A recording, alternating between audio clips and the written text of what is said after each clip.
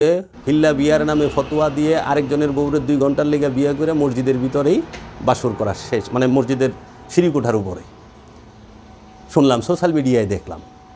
এবং আরেকটি দেখলাম যে উত্তরবঙ্গের ওই দিকে একটি মসজিদের ভিতরে ইমাম সাহেব একটি বাজে মেয়ে যে ভাড়া করে আনছে 2000 টাকা দিয়ে নাকি, তারপরে সে তার সাথে জন্য মিলন করতেছিল, হাতে নাতে সবাই ধরে ফেলছে। আমি সিদ্ধির পক্ষে না, গাঁজা খাওয়া হারাম সারা কোরআনে কোথাও নাই,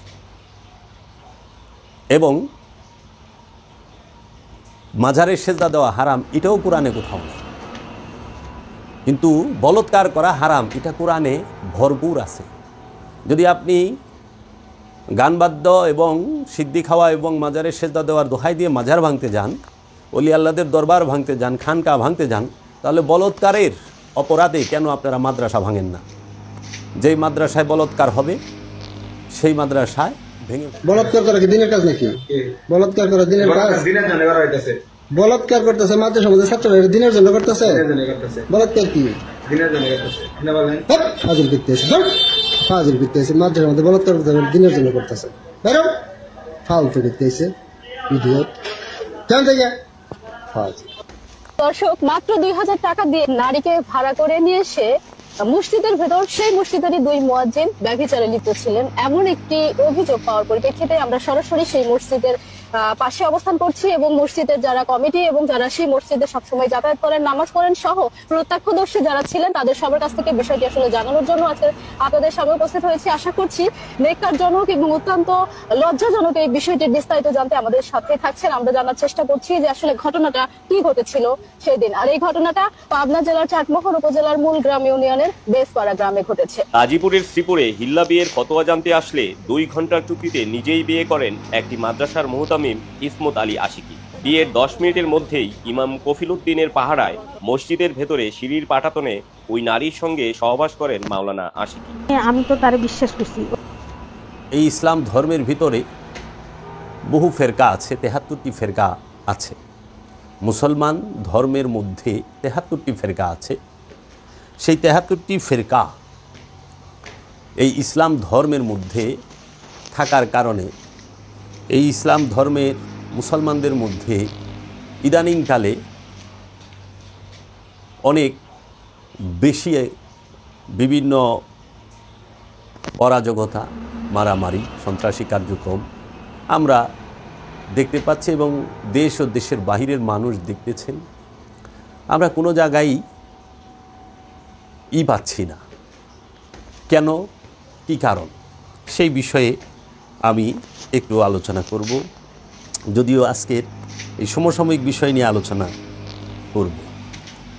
আমরা দেখেছি আমাদের এই বাংলাদেশে 2024 সালের আগস্ট মাসের 5 তারিখের পরে বাংলাদেশে একটি ছাত্র জনতার যে গণ অভ্যুত্থান সেটি হয় এবং সাবেক পূর্বে যে সরকার ছিল সেই সরকার এখন আর নাই। এই ছাত্র এবং গণ অভ্যুত্থানে যে অন্তর্বর্তীকালীন সরকার এসেছে সেই সরকার মহোদয়ের আমলেই আমরা যে বিশৃঙ্খলাগুলো লক্ষ্য করতেছি ইদানিংকালে। আপনারা সকলেই জানেন 5 আগস্টের পর থেকে বাংলাদেশে এই পর্যন্ত প্রায় 60 থেকে 70টি আনুমানিক শুনেছি মাজার ভাঙা হয়েছে এবং আহলে সুন্নাত ওয়াল জামাতের অনুসারীদের উপরে এবং সুফি, দরবেশ, ফকির, ওলি, আউলিয়ায়ে কেরাম, পীর, মাশায়েখদের দরবারে, খানকায় অতর্কিতভাবে, উদ্দেশ্যমূলকভাবে, পরিকল্পিতভাবে, বিভিন্নভাবে, বিভিন্ন অজুহাতে, বিভিন্ন প্রকার অজুহাত দিয়ে হামলা করা হচ্ছে এবং লুটপাট এবং অগ্নিসংযোগ এবং অনেক রকম অপকর্ম তারা ঘটিয়েছেন। এক শ্রেণীর মৌলবাদী ওয়াহাবি জঙ্গি গোষ্ঠী এরা, এবং হত্যা করতেও দ্বিধা করে নাই, হত্যাও হয়েছে।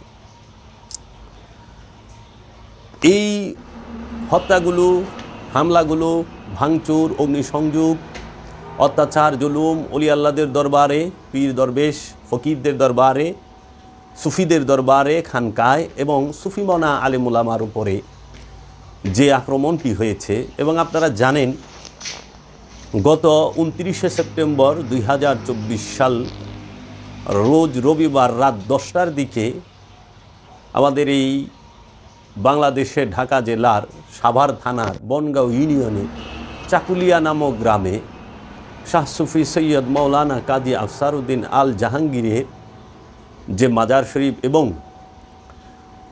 তাহার বাড়িতে আমি কাজী জাবের আহমেদ আল জাহাঙ্গীর, যিনি মৌলানা কাজী আফসারউদ্দিনের সন্তান, আমার উপরেও হামলা হয়েছিল এবং আমার বাড়িঘর ভাঙচুর করে, অগ্নিসংযোগ করে এবং লুটপাট করে সামানা নিয়ে যাওয়া হয়। এগুলো আর কেউই করে নাই, সেটি আমাদেরই অঞ্চলের যে ওহাবি তাবলিগ জামাত, তাবলিগের লোক, এই ওহাবি মৌলবাদী উগ্রবাদী জঙ্গি গোষ্ঠী তাবলিগি তাহারাই করেছেন।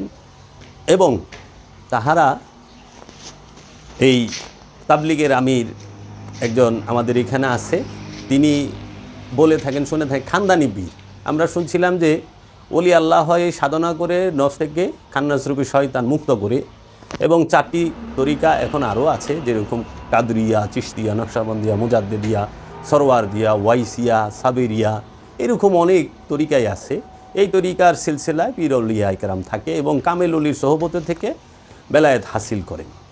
এখন আমাদের সমাজে যে একটি বর্তমান জমানার আবু জেহেল, যার নাম তৈয়ব খান, এই বর্তমান জমানার আবু জেহেল যিনি, জিন্দা আবু জেহেল যিনি, সে আবু জেহেলের নেতৃত্বে আমার অঞ্চলের উগ্রবাদী মৌলবাদী গোষ্ঠী এই তাবলিগের অধিকাংশই তাবলিগের অনুসারী। আপনার এই মাদ্রাসার মৌলবী এবং এই মসজিদের ইমাম এই তৈয়ব খান নেতৃত্বে হামলা করে, অগ্নিসংযোগ করে, ভাঙচুর করে এবং লুটপাট করে এবং আমাদের উপরে বর্বরচিত অত্যাচার, জুলুম, হামলা এবং মামলাও করে, পরিকল্পিত এবং সাজানো। এবং এত মিথ্যাচার করে যে মসজিদের ভিতরে দাঁড়িয়ে তাহারা আল্লাহর ঘর, তাহারা আমরা সমাজে সবাই জানি মসজিদ আল্লাহর ঘর, আল্লাহর ঘরের ভিতরে দাঁড়িয়ে মিথ্যা কথা বলেছেন, মিথ্যা সাক্ষী দিয়েছেন। এই তৈয়ব খা, আলী গফরান খান টিপু এবং এই মৌলবী গঙেরা, তারা মসজিদে দ্বারা মিথ্যা বলতে পারেন। তারা মসজিদে বলৎকার, মসজিদের মধ্যে তারা বাসর করতে পারেন। কিছুদিন, এই গত 3-4 দিন আগে ফেসবুকে দেখলাম এই গাজীপুরে হিল্লা বিয়ের নামে এক মসজিদের ইমাম, সে মসজিদের 2য় তলার সিঁড়িকুঠার মধ্যেই বিয়েও করেন এবং ওইখানে বাসরও করে ফেলা মসজিদের ভিতরে। তারপরে উত্তরবঙ্গে আরে কোথায় যেন দেখলাম ফেসবুকে, সেটা নিয়ে টিভি চ্যানেলেও খবর দেখলাম যে মসজিদের ভিতরে তাহারা কি করতে পারে, যে একটি বাজে মেয়েকে, একটি মেয়ে তারা পয়সা দিয়ে নিয়ে এসেছে ইমাম সাহেব, সেখানেই তারা যৌনতা এবং যৌন কর্মটা করেছে মসজিদের ভিতর। এবং আমরা শুনি মাদ্রাসায় বলৎকার হচ্ছে এবং আমরা শুনতেছি যে এই মসজিদের মধ্যে মিথ্যা সাক্ষী দাঁড়ায় দিচ্ছে। কেন? অন্য কোনো জায়গা নেই। মসজিদের ভিতরে তৈয়ব খানরা মিথ্যা সাক্ষী দিল, গাজীপুরে হিল্লা বিয়ার নামে ফতোয়া দিয়ে আরেকজনের বউরে 2 ঘন্টার লেগে বিয়ে করে মসজিদের ভিতরেই বাসর করা শেষ, মানে মসজিদের সিঁড়িকুঠার উপরে শুনলাম, সোশ্যাল মিডিয়ায় দেখলাম। এবং আরেকটি দেখলাম যে উত্তরবঙ্গের ওইদিকে একটি মসজিদের ভিতরে ইমাম সাহেব একটি বাজে মেয়ে যে ভাড়া করে আনছে 2000 টাকা দিয়ে নাকি, তারপরে সে তার সাথে জন্য মিলন করতেছিল, হাতে নাতে সবাই ধরে ফেলছে। এবং আমরা দেখলাম যে মসজিদের ভিতরে, বাইতুল মুকাররম মসজিদের ভিতরে জুতা ছোড়াছুরি হলো, মারামারি হলো। এবং ইদানিংকালে দেখলাম যশোরে একটি মাদ্রাসার অনুষ্ঠানে আয়েস সেজে, মানে হাতে অস্ত্র নিয়ে আরবিতে বক্তব্য দিচ্ছে, যখন এটাকে সাংবাদিকরা জিজ্ঞেস করতেছেন আইন শৃঙ্খলা বাহিনী, বলতেছে যেমন খুশি তেমন সাজো। এই যে যেমন খুশি তেমন সাজো, ইসলামী লেবাসে, মুসলমানের লেবাসে এগুলো করা হচ্ছে। আমরা কিছুদিন আগে দেখলাম গাঁজা খায় এবং গান বাদ্য করে, কবরে মাজারে সেজদা করে, এই অজুহাতে বাংলাদেশের মধ্যে প্রায় 60 থেকে 70টি মাজার, প্রতিষ্ঠিত মাজার ভেঙে ফেলা হলো। এবং বুলডোজার দিয়েও ভেঙে ফেলা হলো। বাবা শাহপরানের মাজারে আক্রমণ করা হলো। এই বাবা শাহজালাল ইয়ামানি, বাবা শাহপরান, তাদের দ্বারাই বাংলাদেশে ইসলাম এসেছে আজ থেকে 800 থেকে 850 বছর আগে। এই অলি আল্লাহরাই সর্বপ্রথম ইসলাম এনেছেন। এই অলি আল্লাহদের বাংলাদেশ, শাহজালাল শাহপরানের বাংলাদেশ, সুফিবাদের বাংলাদেশ, এই অলি আল্লাহরা মোহব্বতের মাধ্যমে, প্রেমের মাধ্যমে, ইশকের মাধ্যমে এই বাংলার জমিনে, তখন কোনো মুসলমান ছিল না, এই অলি আল্লাহরাই মুসলমান বানান, ইসলাম প্রচার করেন। বাংলার জমিনে ইসলাম এসেছে অলি আল্লাহর দ্বারা। বাংলার জমিনে কোনো মৌলবী, কোনো আলেমুলামার দ্বারা ইসলাম আসে নাই, দল তৈরি হয়েছে। ইসলামের দোহাই দিয়ে মারামারি হচ্ছে, কাটাকাটি হচ্ছে, ভাঙাভাঙি হচ্ছে, অপবাদ হচ্ছে এবং জান্নাত এবং জাহান্নামে পাঠানো হচ্ছে। কিন্তু ইসলাম প্রচার করেছেন, ইসলাম অন্য ধর্মের মানুষকে ইসলামে মধ্যে নিয়ে এসেছেন আল্লাহর ওলিরা। আল্লাহর ওলিরা ইসলামকে এই বাংলার জমিনে নিয়ে এসেছেন এবং আল্লাহর ওলিদের কাছ থেকেই মুসলমান হয়েছে। আপনারা যদি একটু খেয়াল করেন, আপনারা দেখবেন যে বাংলাদেশে এই এমন এক দেশ, যেই দেশে ধর্মীয় সম্প্রীতি, ধর্মীয় সৌন্দর্যতা ভরপুর ছিল। এই দেশে মুসলমান, হিন্দু, বৌদ্ধ, খ্রিস্টান সবাই মিলেমিশে বসবাস করেছে, যার যার ধর্ম শেষে পালন করেছে এবং এটি সম্প্রীতির দেশ। বাংলাদেশের মানুষ মায়া মমতায় ভরপুর জাতি হিসাবে। যখনই তারা ধর্মীয় বিষয়ে যায়, তখন তারা নিজেদের অনেক বিবেচনা বোধ অধিকাংশ মানুষ হারিয়ে ফেলে। কিন্তু বাঙালি হিসেবে এরা খুব ভালো। এখন উগ্রবাদ, মৌলবাদ সকল ধর্মেই আছে। শুধু যে ইসলাম ধর্মে মৌলবাদ, উগ্রবাদ তা না, সকল ধর্মের মধ্যেই উগ্রবাদ আছে, মৌলবাদ আছে। ধর্মীয় উগ্রবাদ, ধর্মীয় মৌলবাদ এটা থাকবে, প্রতিটা ধর্মেই আছে। কিন্তু মৌলবাদ, উগ্রবাদের কোনো ধর্ম নাই। ওইটাকে কেন্দ্র কইরা এই মৌলবাদ, উগ্রবাদ মাথা জারা দিয়ে ওঠে। আমরা ইদানিংকালে সেই বিষয়গুলোই দেখতে পাচ্ছি। আজকে গাঁজা খাওয়ার সিদ্ধি খায় মাজারে, কি গাঁজা খায়, তার জন্য মসজিদ ভেঙে, মাজার ভেঙে ফেলতে হবে। মাজারে সেজদা দেয়, তার জন্য মাজার ভেঙে ফেলতে হবে। মাজারে গান বাদ্য করে, তার জন্য মাজার ভেঙে ফেলতে হবে। যদি এর জন্য মাজার ভাঙেন, এই গান বাদ্য হারাম সারা কোরআনে কোথাও নাই। যদিও আমি সিদ্ধির পক্ষে না, গাঁজা খাওয়া হারাম সারা কোরআনে কোথাও নাই। এবং মাজারের সেজদা দেওয়া হারাম, এটাও কোরআনে কোথাও নাই। কিন্তু বলৎকার করা হারাম, এটা কোরআনে ভরপুর আছে। যদি আপনি গানবাদ্য এবং সিদ্ধি খাওয়া এবং মাজারের সেজদা দেওয়ার দোহাই দিয়ে মাজার ভাঙতে যান, অলি আল্লাহদের দরবার ভাঙতে যান, খানকা ভাঙতে যান, তাহলে বলৎকারের অপরাধে কেন আপনারা মাদ্রাসা ভাঙেন না? যেই মাদ্রাসায় বলৎকার হবে সেই মাদ্রাসায় ভেঙে ফেলেন। আপনারা এই যে আজকে যে কর্মগুলো হচ্ছে, মসজিদের ভিতরে যে হিল্লা দিয়ে অন্যের স্ত্রীকে 2 ঘন্টার জন্য বিবাহ করে তাকে যে তার সাথে বাসর করলো কিংবা যে শারীরিক সম্পর্ক করলো, সেটার বিরুদ্ধে একজন আলেমও কোনো বিবৃতি দিলেন না। কেন? আপনারা না সত্য বলেন, সত্যের কাণ্ডারি না বলে আপনারা শুধু আপনাদের বিপক্ষে বিরোধী যারা আছে তাদের বিরুদ্ধে বলেন। আজ পর্যন্ত কোনো আলেমকে দেখি নাই বলৎকারের বিরুদ্ধে একটা স্টেটমেন্ট দিতে। আজ পর্যন্ত কোনো আলেমকে দেখি নাই মসজিদের ভিতরে যে অপকর্মগুলো হয় সেই সম্পর্কে কথা বলতে। বলবেনই যখন সবই বলেন। আপনাদের পরমত সহিষ্ণুতা খুবই স্বল্প, যার জন্য আজকে মন্দির ভাঙেন, আপনারা মাজার ভাঙেন, আপনারা সুফিদেরকে অত্যাচার করেন। এটা যখন করা শেষ, এখন বিভিন্ন জায়গায় প্রতিরোধের মুখে পড়ছেন, এখন আপনারা নিজেরা লেগে গেছে। খুবই দুঃখ লাগে। ইদানিংকালে আমরা দেখতে পাচ্ছি যে তাবলিগ জামাত, যে জামাতটি বাংলাদেশের অনেক মানুষ এই তাবলিগ জামাতে আসেন, তাবলিগ জামাতে যান, তাবলিগ করেন, তারা দিন প্রচারের জন্য, দিনের শিক্ষার জন্য দেশের ঘর ছেড়ে বিভিন্ন স্থানে সফর করেন। তো এত সুন্দর একটি স্থানকেও আজকে বিতর্কিত এবং প্রশ্নের মুখোমুখি করে ফেলতেছেন আপনারা নিজেরাই। কোরআনুল মাজিদে আল্লাহ বলতেছেন যে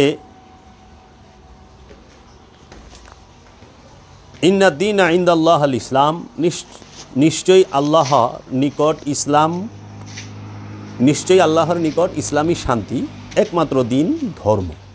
ইন্নাদ্দীনা ইনদাল্লাহ আল ইসলাম, এটি সূরা আল ইমরানের 19 নম্বর আয়াত। তারপরে আল্লাহ রাব্বুল আলামিন বলতেছেন যে এই আয়াতটিতে, এটি একটি বড় আয়াত, এই আয়াতটিতে বলা হচ্ছে নিশ্চয়ই আল্লাহর নিকট ইসলামী শান্তির একমাত্র দিন ধর্ম, এবং যাদেরকে কেতাব দেওয়া হইয়াছিল তাদের নিকট জ্ঞান আসিবার পরও অবাধ্যতা বশত তাহারা পরস্পরের মধ্যে মতানৈক্য করিল, এবং কেহ কেহ আল্লাহর আয়াত নিদর্শনের সাথে কুফুরি করিল, সুতরাং নিশ্চয়ই আল্লাহ হিসাব গ্রহণে দ্রুত। তাহলে কোরআনুল মাজিদ বলতেছেন সূরাতুল আল ইমরানের 19 নম্বর আয়াতে, নিশ্চয়ই আল্লাহর নিকট ইসলামী শান্তি একমাত্র দিন ধর্ম। আল্লাহর নিকট শান্তি একমাত্র দিন এবং ধর্ম, ইসলামী একমাত্র শান্তি এবং দিন ধর্ম। ইসলাম শব্দের অর্থ আত্মসমর্পণ, মুসলমান শব্দের অর্থ আত্মসমর্পণকারী। আর যারা এই ইসলামের ভিতরে প্রবেশ করেন তাহারাই আত্মসমর্পণকারী মুসলমান। এখন এই মুসলমানকে আজকে দলে দলে বিভক্ত হয়েছে। মুসলমান কিন্তু আগে এত দলে বিভক্ত ছিল না। যাহারা বলে যে এই দেশে ইসলাম আলেম উলামারা এনেছে, আর আলেম উলামার জন্ম তো সেই দিন। সুপ্রিয় দর্শক মণ্ডলী, ভালো করে শুনে রাখুন, এই বাংলার জমিনে বাংলা ভাষায় 1971 সালের আগে কোনো বাংলা কোরআনের অনুবাদ কি ছিল, তাফসির ছিল? 1950 সালে বাংলার জমিনে কোনো কোরআনের তাফসির বাংলায় ছিল, কোরআনের অনুবাদ বাংলায় ছিল না? ছিল না। তাহলে যেখানে কোরআনের অনুবাদই ছিল না, কোরআনের বাংলাই ছিল না, হাদিসের অনুবাদ করলেন বাংলাদেশের মধ্যে মাওলানা আজিজুল হক রাহিমাহুল্লাহ। তিনি বুখারী শরীফের অনুবাদ করলেন বাংলাতে। আজ থেকে 70 বছর আগে, 60 বছর আগে বাংলার জমিনে বাংলা ভাষায় কোনো কোরআনের তাফসির ছিল না, অনুবাদ ছিল না। বাংলা ভাষায় সর্বপ্রথম কোরআনের অনুবাদ যিনি করেন তিনি নরসিংদী জেলার ছেলে। নরসিংদী জেলা তার জন্মস্থান, তার নাম ভাই গিরিশচন্দ্র সেন।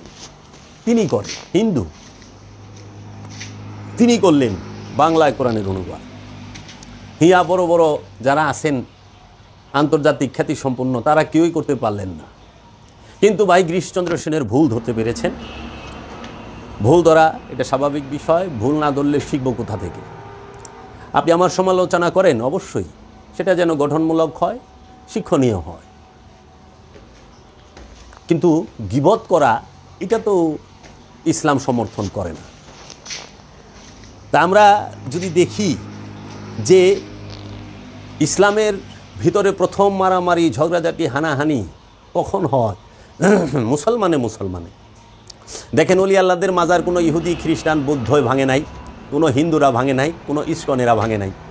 আল্লাহর অলিদের মাজার, সুফিদের মাজার, পীরাউলিয়ার মাজার, দরবেশদের মাজার ভেঙেছেন এই আলেম নামের জালেমরা, যারা নামে আলেম কিন্তু কর্ম জালিমের। এই জালেমেরা বাংলাদেশের অসংখ্য অলি আল্লাহর মাজার ভেঙেছে। কিছুদিন আগেও বাবা শাহপরানের মাজারে হামলা করেছেন, এবং আপনার আমাদের বাংলাদেশের মধ্যে অনেক অলি আল্লাহর মাজার ভেঙেছেন এবং আমাদের উপরেও হামলা করেছেন। কেন? তারা যুক্তিতে কথায় এবং দলিল দস্তাবেজে পারে না।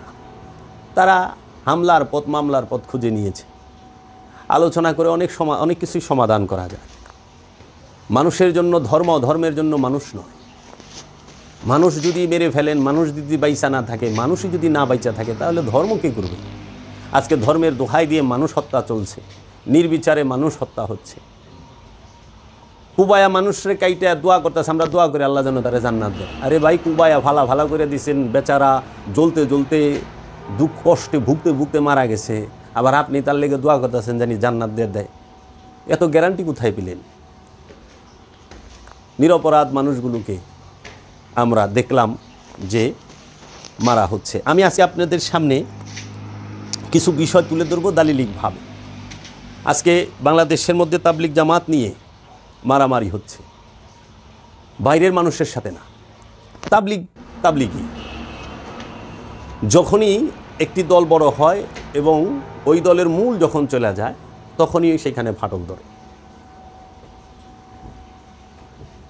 আল্লাহর রসুল পৃথিবী থেকে পর্দা গ্রহণের পরে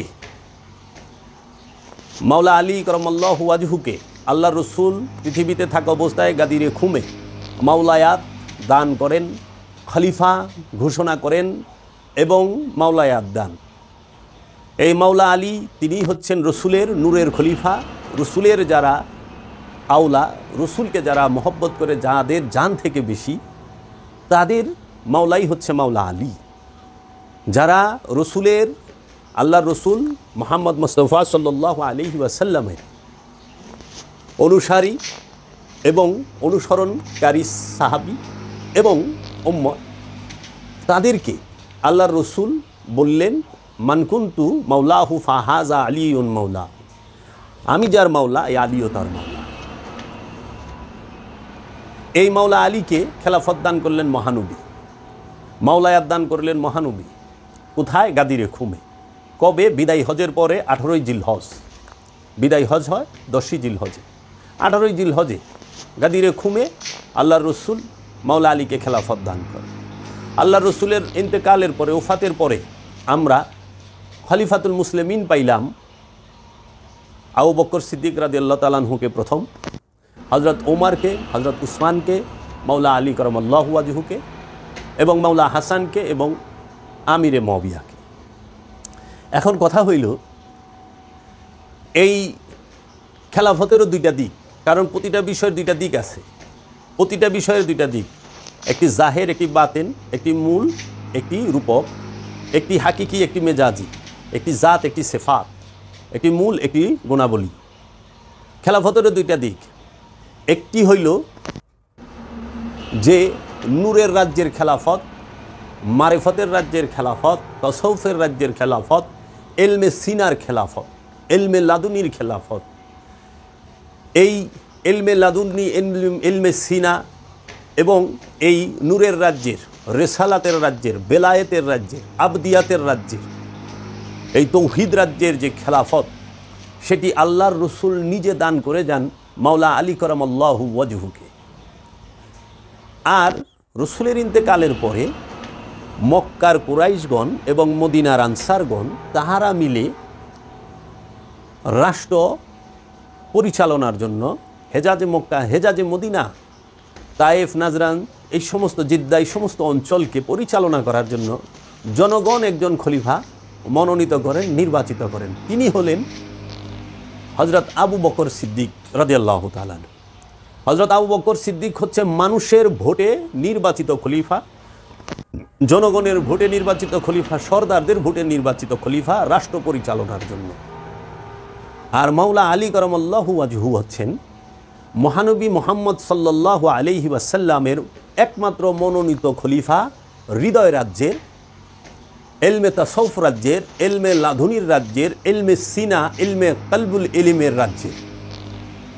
মহানবী মাওলা আলী সম্পর্কে বলেছেন, আনা মদিনাতুল ইলমি আলিউ বাবাহা, আমি সরকার দু আলম মুহাম্মদ সাল্লাল্লাহু আলাইহি ওয়াসাল্লাম হচ্ছি এলেমের শহর, আলী হইল তার দরজা। মাওলা আলী এলেমের শহরের দরজা, এলেমের শহরই হচ্ছে মহানবী মুহাম্মদ মুস্তাফা আহমদ মুস্তাফা সাল্লাল্লাহু আলাইহি ওয়াসাল্লাম। সেই এলেমটি কখনোই স্কুল, কলেজ, ইউনিভার্সিটি, মাদ্রাসার না। সেই এলেমটি কখনোই পুঁথি অথবা বইয়ের না। কারণ মাওলা আলী করমাল্লাহু ওয়াজহু কোনো দিনও এই কাগজে কালিতে আরবি ভাষার ছাপার অক্ষরে বাইন্ডিংকৃত কোরআন এবং হাদিস পড়েনি নাই। কারণ মাওলা আলী যখন কোরআন শিখেছেন, হাফেজুল কোরআন, সর্বশ্রেষ্ঠ, পৃথিবীর মধ্যে সর্বশ্রেষ্ঠ হাফেজে কোরআন যিনি, তাফসিরুল, যিনি মুহাদ্দেস, মুফাসসিরে কোরআন, যিনি পৃথিবীর বুকের সর্বশ্রেষ্ঠ মুফাসসিরে কোরআন, যিনি সর্বশ্রেষ্ঠ হাফেজে কোরআন, তিনি হচ্ছেন মাওলা আলী কারামাল্লাহু ওয়াজহু। মাওলা আলী কারামাল্লাহু ওয়াজহু কোনোদিন ছাপার অক্ষরের বাইন্ডিংকৃত আরবি ভাষার লেখার কোনো বই পড়েন নাই, কোনো হাদিসের কিতাবও পড়েন নাই। তিনি কি কিতাব পড়েছেন? আল্লাহর নূরি কিতাব, যেই কিতাব মুত্তাকির জন্য হেদায়েত। মাওলা আলী কোন কোরআন পাঠ করেছেন, স্পর্শ করেছেন? নূরি কোরআনকে, যেই কোরআন পবিত্র হওয়া ছাড়া স্পর্শ করা যায় না, যেই কোরআন হেদায়েত মানব জাতির জন্য, যেই কোরআন নাজিল হয়েছে রবের তরফ হইতে আল্লাহর রসুলের কলবের উপরে, সেই কোরআনকে অনুসরণ করেছেন, কোরআনকে পাঠ করেছেন, কোরআনকে হিফজ করেছেন, তাফসির করেছেন মাওলা আলী কারামাল্লাহু ওয়াজহু। এই মাওলা আলী কারামাল্লাহু ওয়াজহু তিনিই হচ্ছেন জগতের সর্বশ্রেষ্ঠ আল্লাহর রসুলের মনোনীত নির্বাচিত খলিফা, কলবের এলেমের শহরের দরজা, সিনার এলেমের খলিফা, হৃদয় রাজ্যের খলিফা, কলব অন্তর, এই রাজ্যে রাজ করে মাওলা আলী। আর এই দুনিয়ার রাষ্ট্র পরিচালনা, রাষ্ট্র মেরামত, জনগণের সেবা যাহাই করান, এই জনগণের নির্বাচিত, মনোনীত এবং মক্কার কুরাইশদের এবং মদিনার আনসারদের যে সর্দারদের মনোনীত খলিফা হচ্ছেন হযরত আবু বকর সিদ্দিক রাদিয়াল্লাহু তাআলা আনহু। হযরত আবু বকর সিদ্দিক রাদিয়াল্লাহু তাআলা আনহুর নির্বাচিত খলিফা হচ্ছেন কে? হযরত উমর রাদিয়াল্লাহু তাআলা আনহু। এবং আরবের মক্কার কুরাইশ সর্দারদের নির্বাচিত খলিফাও তিনি। হযরত উসমান রাদিয়াল্লাহু তাআলা আনহু রাষ্ট্র পরিচালনার খলিফা। দেশ এবং দেশের জনগণের যে উন্নয়ন এবং তাদের শাসন ব্যবস্থার পরিচালনার খলিফা তাহারা। তো কাজেই খলিফাও দুই প্রকার, একটি হৃদয় রাজ্যের, একটি জনগণের, রাষ্ট্রের এবং রাষ্ট্র সংস্কার মেরামত এবং রাষ্ট্রের ভালো মন্দ দেখা এবং জনগণের সেবা করা, সেটার খলিফা। যখনই আমরা এই দুইটাকে এক করে ফেলব তখনই বিভ্রান্তি তৈরি হবে। আজকে মাওলা আলী থেকে যে খলিফারা আসছেন তাহাদেরকে ওলি আল্লাহ বলা হয়, পীর ফকির বলা হয়, দরবেশ বলা হয়, সুফি বলা হয়। তারা কখনো রাজনীতিতে যায় না, তারা রাজনীতি করে না। মাওলা আলী কারামাল্লাহু ওয়াজহুকেও একটি সময় মক্কা এবং মদিনার জনগণ মিলে তাহাকেও রাষ্ট্র পরিচালনার জন্য নিযুক্ত হওয়ার অনুরোধ করেছেন এবং নিযুক্ত হয়েছিলেন মাওলা আলী এবং মাওলা হাসান হয়েছিলেন। সবচেয়ে বড় বিষয় কি, দ্বন্দ্বটা কবে থেকে আসে? দ্বন্দ্বটা আসে যখন মাওলা হাসানের খেলাফতের পরে আমিরে মুয়াবিয়ার হাতে ক্ষমতা যায়। তখন আমিরে মুয়াবিয়া কি করে, এই ক্ষমতাকে চিরস্থায়ী করার জন্য তার বংশের মধ্যে, তার নাসালের মধ্যে এবং তার খানদানের মধ্যে, এই উমাইয়া পরিবারের মধ্যে এই আবু সুফিয়ান এবং মুয়াবিয়া এবং মুয়াবিয়ার বংশধরের ভিতরে চিরস্থায়ী করার জন্য, উমাইয়াদের মধ্যে ক্ষমতাটাকে চিরস্থায়ী করার জন্য সে এই খেলাফত প্রথাকে সরাইয়া রাজকীয় প্রথা চালু করেন, রাজতন্ত্র চালু করেন। সর্বপ্রথম রাজা উমাইয়া বংশের যিনি, তিনি হচ্ছেন এই আমিরে মুয়াবিয়া। এই আমিরে মুয়াবিয়াই তার সময় এবং অনেক ঘটনা থেকে, অনেক বিজ্ঞ আলেম উলামায়ে কেরামদের থেকে জানা যায় যে যত গুপ্ত হত্যা এবং উনার আমলেই সবচেয়ে বেশি হত্যা হয়েছে। এবং আমিরে মুয়াবিয়ার আমলেই মুসলমানে এবং সাহাবিতে মারামারি যুদ্ধ হয়েছে। অন্য কোনো আমলে যুদ্ধ সাহাবি করে নাই। যেরকম জঙ্গে জামালের যুদ্ধ, সিফিনের যুদ্ধ, নাহওয়ানের যুদ্ধ, এই সিফিনের যুদ্ধে মাওলা আলীর বিরুদ্ধে দাঁড়ায় আমির মুয়াবিয়া। মাওলা আলীর বিরুদ্ধে দুইটা যুদ্ধ করে এবং সেই যুদ্ধে জলিলুল কদর সাহাবায়ে কেরাম শহীদ হন, হযরত সালমান ফারসি মাওলা আলীর পক্ষে ছিলেন, আবু যর গিফারি মাওলা আলীর পক্ষে ছিলেন, ওয়াইস আল কারনি মাওলা আলীর পক্ষে ছিলেন, এবং তারা সবাই শাহাদাত বরণ করে। এবং ইতিহাস থেকে জানা যায়, শোনা যায় যে আমিরে মুয়াবিয়ার চক্রান্তেই আমিরে মুয়াবিয়া এবং তার যে ঘনিষ্ঠ এবং আপন চাস্ত ভাই মারওয়ান বিন হাকাম, তার প্ররোচনায় এবং তাদের ষড়যন্ত্রেই এই উম্মুল মুমিনিন মা আয়েশা রাদিয়াল্লাহু তাআলা আনহুকে শহীদ করা হয়। অনেক মুসলমান জানেও না মা আয়েশা যে শহীদ হয়েছে। আমাদের দেশের আলেমরা মা আয়েশার ফজিলত এবং হাদিস বর্ণনা করেন, কিন্তু মা আয়েশা রাদিয়াল্লাহু তাআলা আনহু যে শাহাদাত বরণ করেছেন এবং তাকে হত্যার পিছনে এই মারওয়ান এবং মুয়াবিয়ার যে ষড়যন্ত্র ছিল সেটি কেউ প্রকাশ করে না। সব দিকে একটা মহল মুয়াবিয়াকে খুব বাঁচাতে চায়, কেন অজ্ঞাত কারণ জানি না। তারা বলে আবার সত্যবাদী, তো সত্য বলুন, সমস্যা কি? আমার তো কাউরে জাহান্নামে ফালানোর দরকার নাই, কারো ঠেলা জান্নাতে দেওয়ানোর দরকার নাই। যে যা করছে আমি সেটা বলুন। ন্যায় অন্যায় বিচার শাস্তি এটা তো আল্লাহ রাব্বুল আলামিন দিবে, কিন্তু কে কি করছে সেটা বলার অধিকার কি মানুষ হিসাবে, মুসলমান হিসাবে নাই? আর আমি যদি ভুল বলে থাকি, আপনি আমাকে দলিল দস্তাবেজ দিয়ে বুঝিয়ে দেন যে না ভাই আপনি যে তথ্য বলছেন এটা এইভাবে না এইভাবে, এটা ভুল অমুক না, তখন কারণ মুয়াবিয়া ইমানের কোনো পার্ট না। ইমানের পার্ট হচ্ছে আল্লাহর রসুল এবং আল্লাহ রাব্বুল আলামিন, আল্লাহ রাব্বুল আলামিনের কিতাব, সমস্ত নবীগণ এবং কিয়ামত দিবস এবং ফেরেশতা।